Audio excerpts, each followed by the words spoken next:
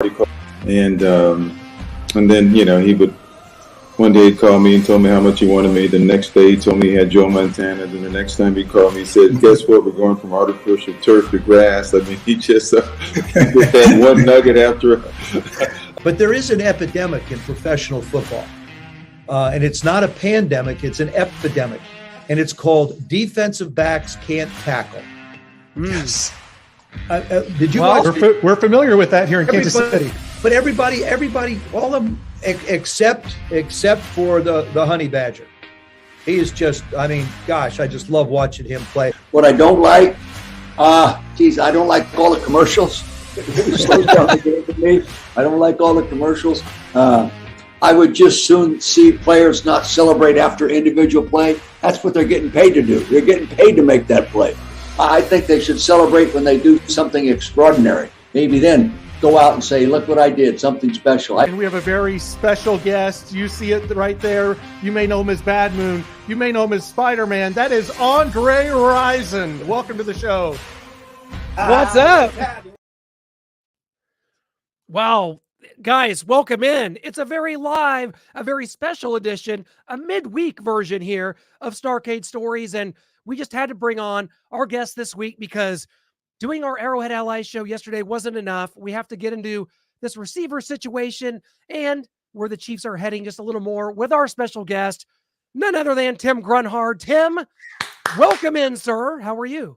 It's great to be on with you guys. Wow, I was just watching some of the unbelievable guests you guys have had on. What a letdown to have me on. Jeez. Well, we had Frank Bowl last night, so like we're just, we're scraping the crunch time crew back together. We tried. Yeah, absolutely. Well, Tim, what's been going on, man? We got National Signing Day here in college football. It's been a pretty crazy day. We cover Mizzou, what a recruiting class they've had. And then you've got your guy, Joe Alt, out at Notre Dame. Where's he going to be in the NFL draft? Like, man, things are moving and shaking. There's no sleep for the wicked here in this football thing, is there? All right, so here's what's going to happen. We're going to trade Chris Jones. We're going to move up in the draft, and we're going to pick Joe Alt as our offensive tackle. And we're going to continue the Alt tradition here in Kansas City and pick Joe Alt, which probably going to have to be in at least the top 10 to get Joe. So he's going to be way up there. And it'd be nice to have the Alt family here, but I don't think that's going to happen. I think he's going to be picked pretty early in the draft. Well, if it does happen, are you saying you're not happy with the 18 accepted penalties against Jawan Taylor right now? He's chasing a record, Tim. Let's cheer for it. Brendan Browner has 21. We just got 4 more to go, Tim. We can do it. Yeah, you know what? That's probably not the record you want to have. True. But, he's gotten a little bit better as the year has gone on. And Andy Hecko, I know very, very well, the offensive line coach, played with Andy for 3 years at Notre Dame. And he's a stickler for detail. So I'm sure that offensive line meeting room is not the most pleasant place in the world for Mr. Taylor, as he has to answer for some of those penalties that he's had, especially the offsides. I mean, that's just unforced errors. Well, it is, and that seems to be the theme here this season, Tim. Unforced errors, team beating itself.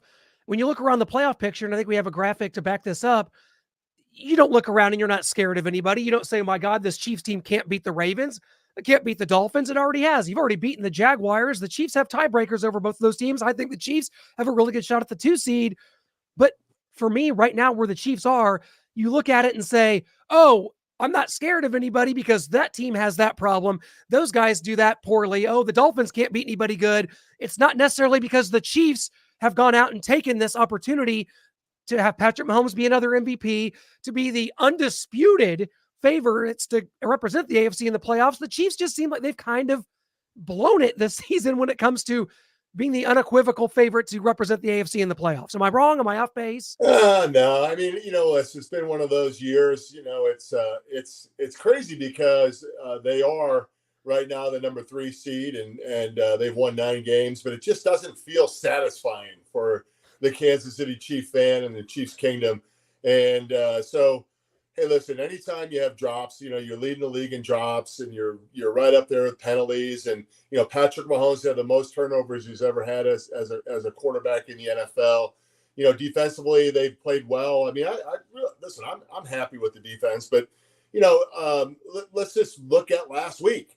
they're playing New England, and the defense is rolling right along, and all of a sudden Tony has a drop or actually a tip ball up in the air, the New England Patriots pick off, and then 3 plays or 4 plays later, New England goes down and scores, and it's just demoralizing for the defense. It's demoralizing for the team. So those are the things you have to correct when you get to the playoffs, because you're going to be playing really good football teams in the playoffs. Now, listen, everybody has their warts on their team. We see a lot of quarterbacks have gone down. There's nobody's perfect. And listen, Roger Goodell and the NFL love it this way. They want parity in the NFL. This isn't Major League Baseball where, you can pretty much mark down 4 teams right now that are going to be in the playoffs or in the World Series. In the NFL, they want it to where everybody has a chance and everybody feels like, they have an opportunity to see their team go. Listen, the Chiefs have struggled this year at the wide receiver position. The Chiefs have struggled at the offensive tackle position. Defensively, they've been better. Patrick Mahomes has been frustrated with not being able to trust his receivers. He's not quite sure where they're going to be. And then the drops, and then, of course, the penalties. And it's just one of those things where, hey, let's hope they get hot. Let's hope they can win 4 in a row here and they get into the playoffs with the arrow pointing up. But, they're going to have to play some of their best games in order to win playoff games because, Baltimore's going to be tough to beat. Miami, most likely, you're going to have to play Miami down in Miami. And, that hasn't been a beautiful place for the Kansas City Chiefs to go and play. Believe me, ask me, in the 90s, we got our butts kicked many times down in Miami. Never won there, right? Yeah. So, listen, it couldn't have happened better. It's a holiday season. We have Christmas game coming up against the Las Vegas Raiders. It's hard to say Las Vegas Raiders, but it's Raider week, guys. So, Marty Schottenheimer, we walked in the tunnel, he'd have signs up. For all 10 years that Marty was there, he'd have signs up saying Raider week. And that was a special week for the Kansas City Chiefs. Yeah. And we took care of business a bunch of times against the Raiders. And I blame the one loss that I had. I actually had 2 losses against the Raiders in my career. And one was because of Rich Gannon, my good buddy, because he went and told them that we have this Raider week thing that we do. And this is a special game for us. And they kind of turned the pages on us. They turned the tables on us a little bit. So let's hope that the Chiefs can continue this winning way on Christmas Day, a Christmas present for the kingdom, beating the Raiders at home. Well, we absolutely love that, Tim. But you were talking about your time there in the 90s, Marty Schottenheimer. So I'm going to hold your feet to the fire and kind of give you an either or. Would you rather have the 1995 Chiefs wide receiving room or the 2023 Chiefs wide receiving room? Well, that's a good question. Remember, you played with some of these guys, Tim. I know, that's why it's a hard one to answer. Listen, I think that Willie Davis had a nice career at Lake Dawson, Notre Dame to Notre Dame to Notre Dame when Joe Montana was quarterback and I was center, threw a touchdown pass to Lake Dawson. Webster Slaughter, Tamarick Vanover is more of a special team player. Chris Jones is a good possession receiver. I don't know, man. They both look like they can use a star or 2 in that column to kind of top it off. But I'm going to go with my guys because you know what? I see those guys a lot more than I see the current wide receivers in that wide receiver room. So when I go to the ambassador meetings and I see Chris and I see the guys on that list, I want to be able to tell them, you guys, I'd rather have you guys in this group. So we don't want I'll be the politician in this one. I think I'm in on that. I think I'm in on the 95. Tim, well, we're piling on our current receivers, and that's just kind of been a theme for us, for Noah and I, dating back to 2019. We don't have to get into it, but Noah and I, we were on the road filming an SEC football documentary. We saw DK Metcalf play 3 times that year. We were really high on him. And then we saw George Pickens come in as a Georgia Bulldog and really hurt the Missouri Tigers. We were really high on George. Instead, McCole Hardman, Sky Moore. But a player I want to talk about, Kadarius Toney. You are kind of done with Kadarius Toney here, Tim. That's the last straw. Well, as of today, it's Wednesday. He's still on the roster. What do we do here with Kadarius Toney? Are you guys sure that's who I was talking about? Ooh, well, that is a good question. Well, I guess open to interpretation. Are you sure that's who I was talking about? I could be talking about a couple different people, but hey, listen, we're going to go with it. when Patrick Mahomes sat on the bench and was as frustrated as I've ever seen him. I think he was more frustrated when he sat on the bench last week than he was screaming at the officials the week before. I mean, he was frustrated, and if you could read his lips, which I'm not a good lip reader, there wasn't a lot of nice words coming out of his mouth about that play. And, when you have a week before where it costs you a touchdown, listen, I understand, Chiefs Kingdom, that people are frustrated with the officials. The officials have been really bad this year, very, very inconsistent. So, I mean, you just got to live with it. The problem is that the Chiefs keep finding themselves in positions where at the end of the game, they got to go down and score, and they're making mistakes, and they're letting officials actually be a part of the game. You got to find a way to get ahead. You got to find a way like they have in the past where you're up by 10 or you're up by 14 in the fourth quarter, and you don't have to worry about a guy that'll be in offsides, or you don't have to worry about a pass interference, or you don't have to worry about a ball being tipped up in the air and intercepted. But the Chiefs haven't had that luxury this year, and that's one of the things that we've been talking about over and over again is this offense has got to find some rhythm. It's got to find a flow. At times they look decent. At times they look even better decent. At times they look good. But, man, at times they just look stagnant. And a lot of it is just because, the receivers and the quarterback just don't seem to be on the right page. And that's where I kind of want to go, Tim. Why is that? There's been a lot of people saying, hey, where do I point the finger? I want to point it at someone. Is it the players? Is it Brett Veach for trading Tyreek Hill and not getting these guys like a DK Metcalf and missing on a George Pickens, although people say he has his issues on the field as well?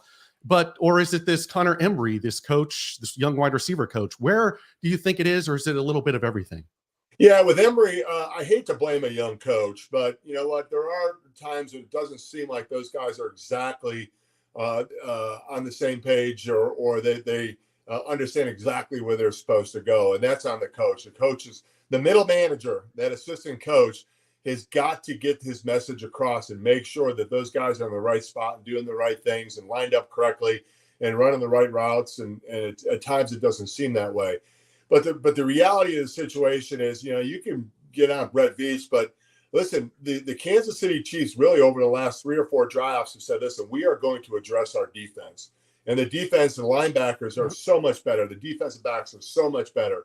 So now, Brett Veach, we'll see how it goes this year. I have a feeling that theory of stacking the defense and finding some athletes on the defensive side. You guys remember 5 or 6 years ago, we couldn't cover a running back out of the backfield, and tight ends were killing us, right? And everybody was bitching and moaning about that. And now we got Bolton, we got Gay, we have Tranquil, Chanel. Those guys, they've done a really good job of playing linebacker. And then the back end, which really is the most important with Spags' defense, because then he can dial up blitzes. He can do a lot of things that he likes to do when you have a decent back end. Those are all young guys too. So I think we got the defense figured out, but now it's time to flip the page and go on the offensive side.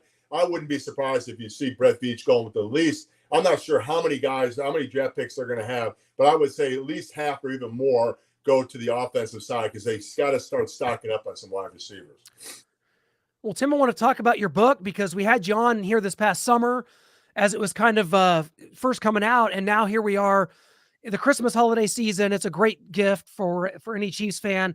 And we just had Christian Okoye on a couple weeks ago, who also has just released a book, which is also tremendous. I know you guys have kind of tag teamed on some signings and some events. Just now that the book's been out a while, we've had a chance to marinate on it, get some feedback, and just what's that feedback been like for you, and just the gratification of writing this book, putting your career and your life kind of in these pages, and have Chiefs fans kind of live vicariously through you here.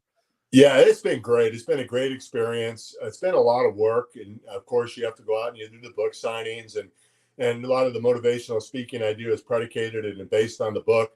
But the greatest part about writing this book is kind of that generation that was too young or wasn't around when we were playing in the 90s that heard the names like Derek Thomas and Neil Smith and Joe Montana and Marcus Allen and heard all those names and maybe didn't know some of the stories and know kind of the backstory of how this Kansas City Chiefs organization kind of rebooted and restarted in 1989 when Marty Schottenheimer came and Carl Peterson came. And we tried to build the foundation for this organization. And it wasn't just, and it was a purposeful deal that, going out into the community and building relationships in the community, going to hospitals, going to high schools, doing radio shows, being involved in the community on every layer. And, and the fans really kind of bought in, and that foundation was built.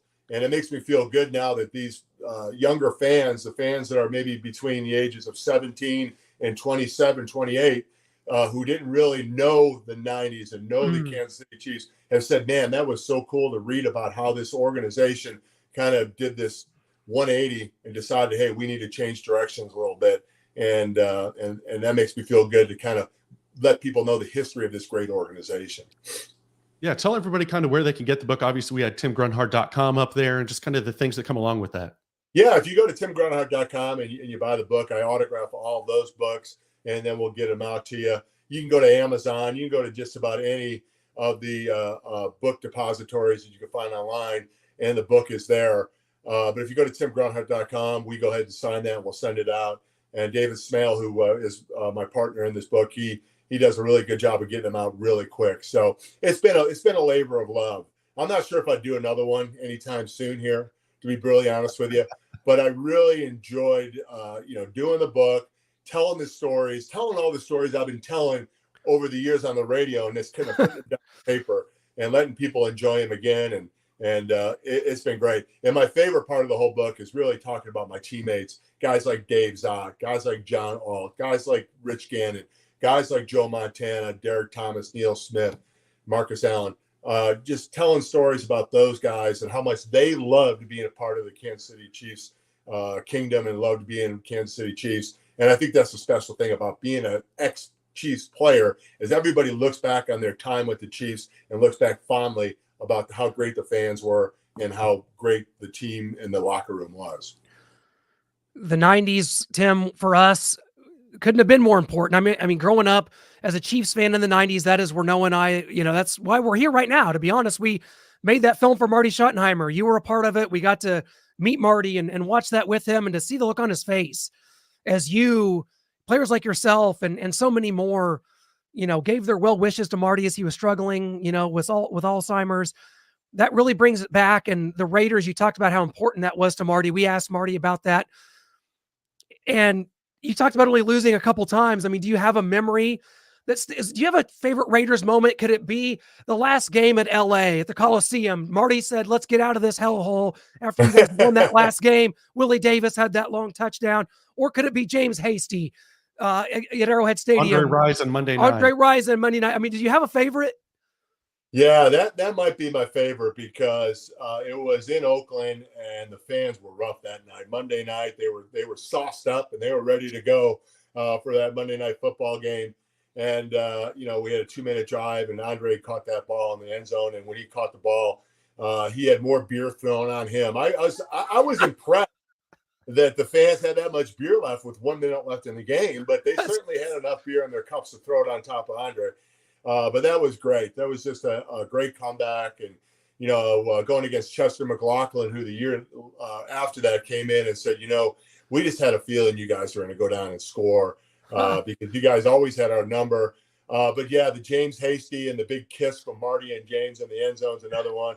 The Sunday night game, I think it was like maybe 92 or 93 in Arrowhead that we played them. Was another great game that, I remember going against Howie. I remember looking up and seeing Howie Long on my nose and Ronnie Lott walking up in the A-gap and saying, how the hell am I going to block both of these guys? I mean, it was bedlam, but we had a lot of fun. And those are great rivalries. And I'll tell you, one of my favorite stories to tell you is that, when we were done playing, we'd be walking up the tunnel, and a guy like Howie Long was the meanest, toughest, orneriest guy on the football field.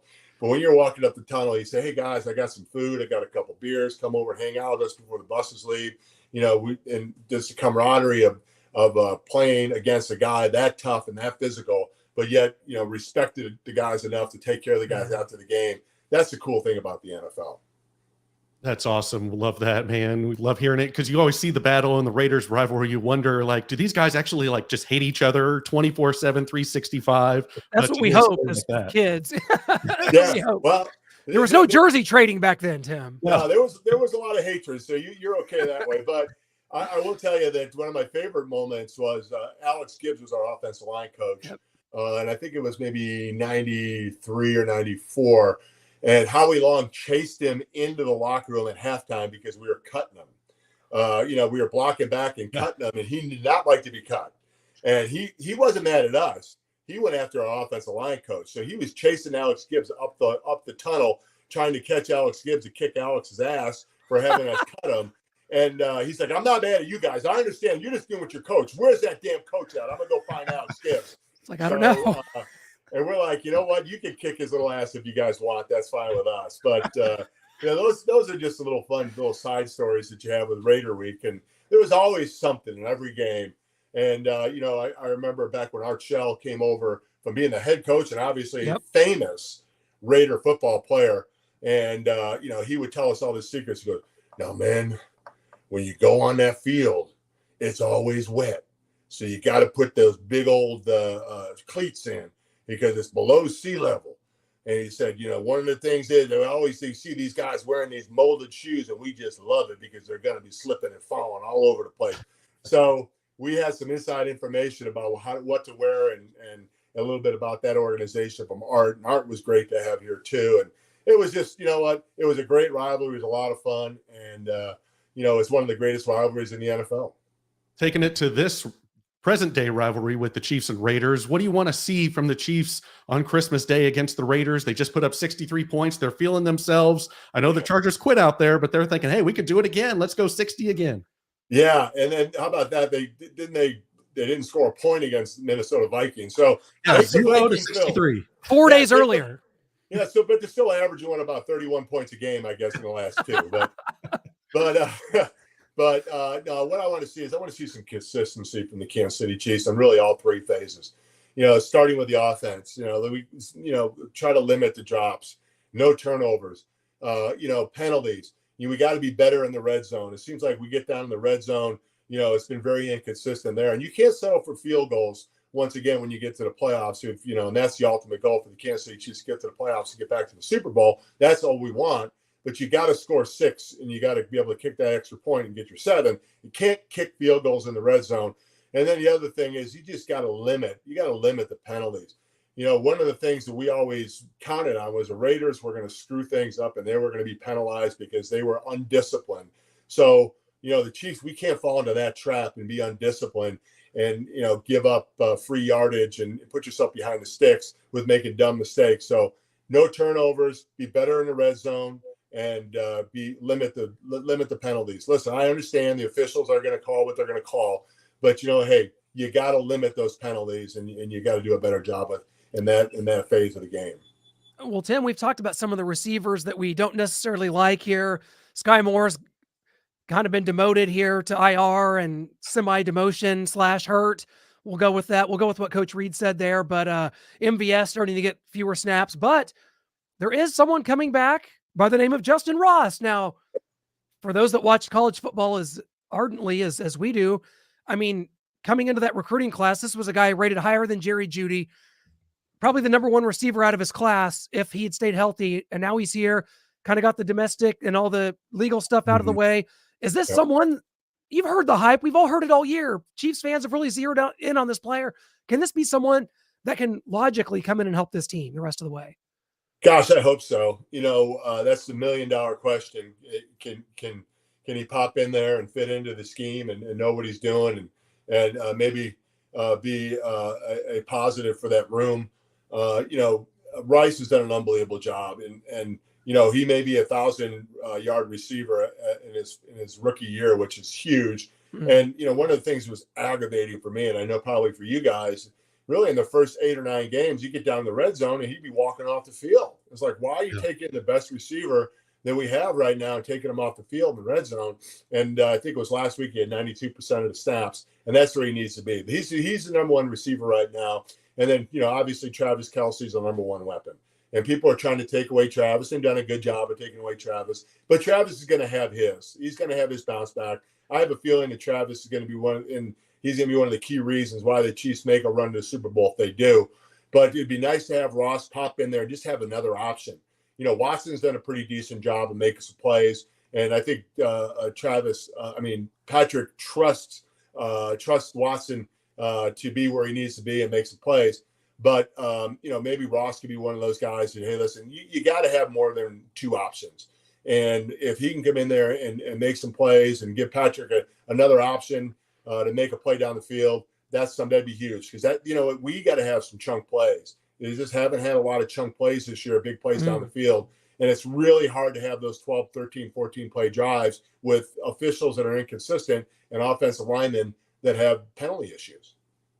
Yeah, we got a fan question here from Steve Harold. Hey, Tim, who are your favorite teammates? And of course, you guys were a close-knit locker room all together, but who are some guys that you hung out with the most? And don't leave out anybody. Got to get them all.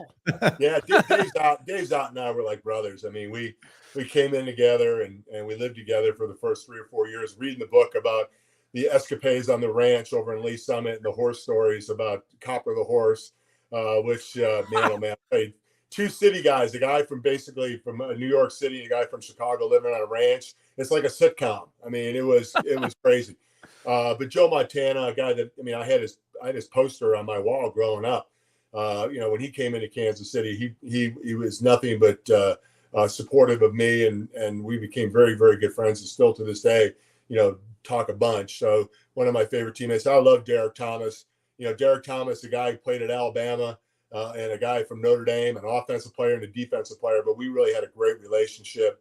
And that's why one of the reasons why I'm on the board of Third and Long, because of Derek and our relationship. And I love Neil. Neil and I used to battle every day in practice. And there were times, and I talk about it a little bit in the book, where, we would look at each other, things were a little flat at practice, maybe a little stagnant in practice, and we had to wake things up, and we'd get a little fisticuffs during practice and one of the drills or something.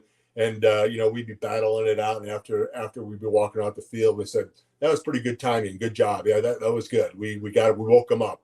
So Neil was a special friend of mine too. There was just so many guys. You're right. I could sit here for hours. Rich Gannon was a guy that I loved. Rich was just a blue collar, tough quarterback, a guy that you love to play for. Dave Craig, another guy you love to play for. A kid from Wisconsin, shot in a beer guy. Just one of those guys that was just a regular Joe that had $1 million arm. So, but a lot of great guys. So that's a great question. But basically the offensive linemen and the quarterbacks are the guys I was closest to. Yeah, we've got another one here from James T. Kirk. Creed Humphrey is a great center. Do you see all pro? And I kind of have a second part to this. We've seen in the past that Rodney Hudson, Mitch Morse were let go. They weren't re-signed. They weren't brought back. Do you see that as a trend, as something that will continue, or is Creed Humphrey one to break the mold and they'll give him that extension? I hope so. I hope it is. A lot of times, Mitch and with Rodney, both got big contracts where they went after. So, the Chiefs, we'll see if they're going to drop a bunch of money and keep a good young center around. I'd love to see him stay here. I think it's a great place. Man, I'm so glad that I spent all my 11 years here in Kansas City. I'd love to see Creed do the same thing. I think you could build an offensive line around him. The center position is so important with communication and leadership. And when you have a consistent message from a guy who you can trust with saying the right thing and put the guys in the right position to be in that traffic cop, that's really important for that offensive line. So hopefully Creed will be able to stay here. But it's going to cost them. It's going to cost them. And those are the decisions you got to make, whether you got Chris Jones, you're going to have to, you're going to throw a bunch of money at Chris. Obviously Snead and the linebackers are all going to. People want to free agent wide receivers. Yeah. So, yeah, the salary cap is one of the things that keeps parity in the NFL, which I like. Not a big fan of the salary cap, but I understand why they do it. So it's not like the LA Dodgers, you can go get Glasnow and go get Ohtani and spend $800 million on 2 players. So the NFL, there's limitations, and the Chiefs are going to make that decision. But hopefully, Creed will be able to stick around for a while. Well, we don't have a graphic for it as a fan question, but I'll just ask it myself. Clint from Kansas City wants to know, Tim, have you ever been called for offensive offsides? Because Jason Kelsey now has. You know what? I think I have. And what happens is you kind of have that, you kind of jerk the ball a little bit because you maybe snapping it on 1 and it's on 2, and then you realize nobody's moving, so you try to stop it. So that you can get called that way. But some of the calls, like Creed got called for lifting his shoulders up and looking around and pointing at guys, and that's ridiculous. That was a ridiculous call. I mean, you see that all the time. And listen, one of the things that bugs the hell out of me is how can you call a center for sitting up and looking around and making a call when guards all over the NFL and away games are moving their arm and telling the center when to snap it, and that's a direct move. I mean, you're actually moving. You're supposed to be set. And listen, I get it. I know why they're doing it. But to call a center for something like that, and you don't call a guard for doing basically the same thing, that's that inconsistency we're talking about. Tim, maybe the most important question of the night that we haven't asked you is, I don't think we've gotten your thoughts on Taylor Swift. And is this a distraction? And is this good for the Chiefs and Chiefs Kingdom? And we're kind of America's team now instead of the Cowboys? Hey, Bernie Carso said she makes great cinnamon rolls. Hey, yeah, you know what? I've heard nothing but positive things about Taylor. And a gal that I work with works with Travis, and she's met her a bunch of times and said she's really a nice person, very down to earth. Is it a distraction? I don't know. I mean, I guess there's pros and cons to having her around. But I will tell you this: I have a niece who is about 13 years old. And she can care less about the NFL. Didn't care one bit. She didn't even know, like, your Uncle Tim played in the NFL for the Chiefs. And she's like, what's the Chiefs? What's that? She didn't care. So just recently, she's now, for Christmas, all she wants is Chiefs gear. And her mom said, well, why do you want Chiefs gear? Is it because of your Uncle Timmy? You finally figured it out? No, Taylor Swift.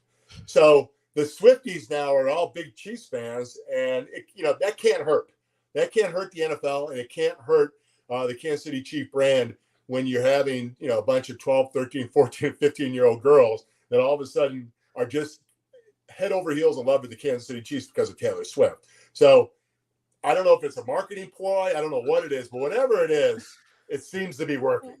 Well, I'm trying to relate this back to the 90s. Like, what would be the equivalent of this? Like Derek Thomas dating Whitney Houston, or you dating Madonna? I just can't. It's like, it's so mind blowing.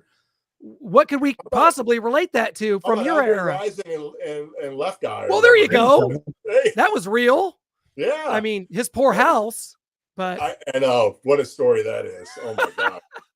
We love on the next episode of Starcade Stories. We'll save that for next time on that is an interesting story. But I will, you know what? She was a very pleasant person too. That whole whatever that group was called, TLC or whatever. TLC. They used to be around quite a bit, and oh, cool. And yeah, they were really nice girls and very, very talented. And but I guess it would be like Madonna dating you. Yeah, that's probably Dave Zadi. Yeah. It's got to be somebody cool. Ted Popson, okay, the tight end. Ted Popson. Benny Thompson. Benny Thompson. Okay. Dating Benny Thompson. He could have lifted her. He could have lifted his leg up and marked her, and then she would have been hit. So. Oh, that's great. God, Monday Night Football '93 against the Green Bay Packers. Not that I'm counting. Not that I remember all this stuff. Tim, I can't do a math problem. I can't change a tire, but I remember every game the Chiefs have ever played since I started watching in 1990. Some of us are just savants that way. I don't know. I don't have any other skills. Well, you have plenty of skills. You guys do a great job. And just looking at the guests you guys have had on, you guys are really rocking and doing a great job. And let me tell you, it is so cool to come on and talk with you guys and talk about Raider Week and talk about the old times. And I remember back in the day when I was out there playing, and I'd look over and I'd see those ambassadors, and that kind of leads me to Ed Buddy, who we just lost yesterday. Ed was a really, really good friend and a mentor for me. And I'll tell you guys a real quick story. So back in the day when the ambassadors first started, they would come down on Thursdays and they'd bring pizza and beer and sodas and stuff. And they'd come down, we'd hang out, and we'd get to talk to them. And the ambassador program started out basically to help the players to kind of integrate into the community, especially the young guys, give them opportunities, give them some knowledge of Kansas City, maybe give them some connections in the business world when they're done playing. And it was just great being around those guys. And I remember Dave Zott and Will Shields and I would always grab Ed Buddy and say, Ed, you got a couple minutes? And we'd go in and watch film with Ed Buddy. And Ed Buddy was as smart as anybody on picking up little trends and little secret tips and little things that that can help you to be a better football player. I remember one time he said, "You will look at the guy's feet. You know, his feet are square. He can't go anywhere but sideways. They're probably going to run a twist on this." And of course they did. And those are the kind of things that those older guys, they picked up and they were able to share with us younger players. And having Ed around was great. And many, many years of doing charitable events with Ed and, you know, Brad being a Kansas City Chief. They are a Chiefs family, and the Chiefs Kingdom lost a great person in Ed Buddy. You had to think about that team, that Super Bowl IV team, and having lost Lenny Dawson, having lost Otis Taylor, and many more. It's like one of those signs that like your heroes don't last forever. You think about that in music too. Kiss just played their last show, Tim, a couple weeks ago, and I start looking around and I'm like, man, it's just such a sobering, humbling thought. And to see that, and Ed, who I've met at a couple Chiefs draft parties, you know, in the 90s when they started doing that at the Arrowhead Club. And they once had to kick us out for a wedding, and the Chiefs traded down, and they had to kick us out of the Arrowhead Club because there was a wedding coming in and the Chiefs hadn't picked yet. Those are just the things you remember. But Ed and Dave Lindstrom was there that day, and just Clint, wonderful. Hang in there with Kiss, because you know what? The Eagles came back. They had a reunion. That's what I'm told. You know what? Any day. 10 years they'll be back. Reunion tour 2025. I'm ready. Tim, man, we really can't thank you enough. Before we let you go, man, Frank Bowl came on here last night and said, the way the Chiefs are playing right now, they can't win the Super Bowl. No one I agreed. Some of the other people on our Arrowhead Allies did not necessarily agree. But quite frankly, putting it bluntly, can the Chiefs win the Super Bowl currently the way things are going? No, I agree with you guys. Listen, they've got, and I think they would agree with us too. You know, they've got to do better. They've got to do better with their drops. They got to do better with making bigger chunk plays. They got to do better with penalties. And, you know, they just got to be more consistent. And, you know, Andy Reid will get it right. If he doesn't get it right, then guess what? A lot of those guys will not be wearing the Chiefs helmets next year. And to be really honest with you, I think Marty probably would have released a couple of these guys already. That was one of the things that he would have done. You know, you walked in on a Wednesday and you looked around and you're like, well, where's Joe Smith at? Well, Joe Smith made a couple errors 2 weeks in a row, and he ain't here anymore. And, you know, so that would wake you up a little bit. When you look around, you're thinking, you know, if you know, I could be the next guy if I better pick up my game. So the Chiefs have got to play better. You know, listen, do they have the ability to play better? Absolutely. They still have the best quarterback in the league, and the NFL is a quarterback-driven league. You just need the supporting cast around to pick up a little bit. Travis, I believe, is going to get better and better. You know, they're going to find ways to get him open. I mean, and you know, right now, nobody's afraid of him. Nobody's afraid, you know, because, you know, they'll take Travis away, and they don't think that anybody else can make any plays. We got to have somebody else. Rice has been making some plays. Maybe Ross comes in and makes some plays. Clyde Edwards-Helaire had a nice game. Pacheco's back. You know, maybe we can get all these guys going again. We just find that consistency, find that rhythm. And we got 3 games to do it. And we got 3 teams that are struggling a little bit at the quarterback position. So let's take care of business. Tim, can't thank you enough, man. Again, everybody, the book is A View from the Center, My Football Life and the Rebirth of Chiefs Kingdom, which is going strong today. Hope to see all of you out at Arrowhead Stadium for a wonderful Christmas Day game on a Monday.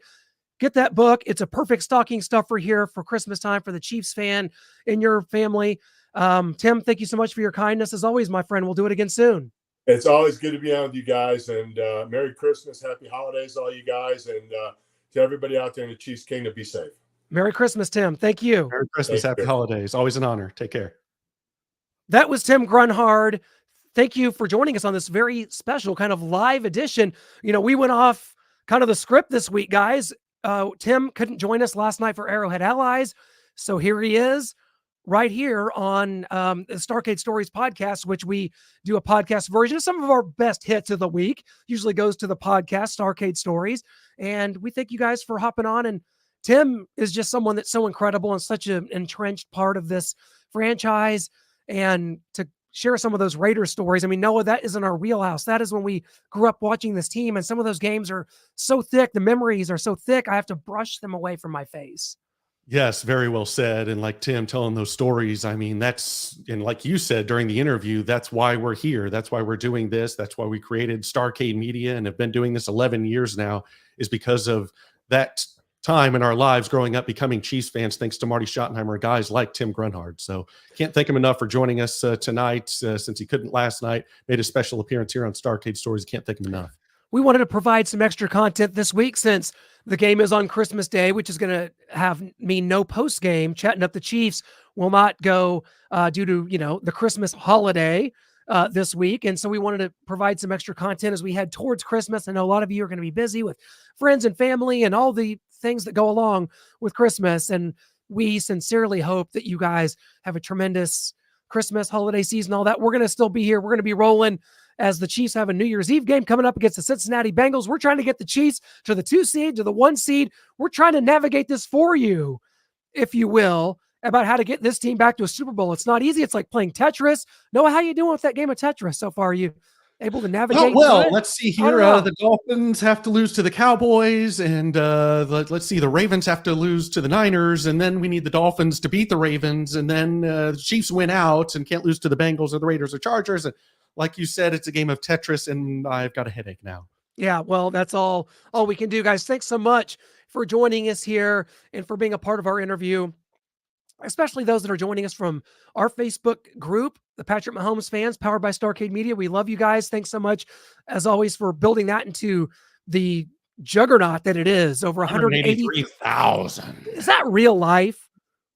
I don't know if it is. I mean, Lee Steinberg was my birthday on Monday. Lee Steinberg wished me happy birthday and talked about the group. And like, man, you guys have built that up to be just one of the biggest groups inside Chiefs Kingdom. And just congratulations to that. And I'm like, hey, thank you for being a part of it. Lee Steinberg's a moderator. Patrick Mahomes is agent. Can't thank him enough for being a part of that and helping build it into what it is. Maybe that's why we got those free RSVP invites for Lee Steinberg's Super Bowl party, February 10th in Las Vegas, Nevada.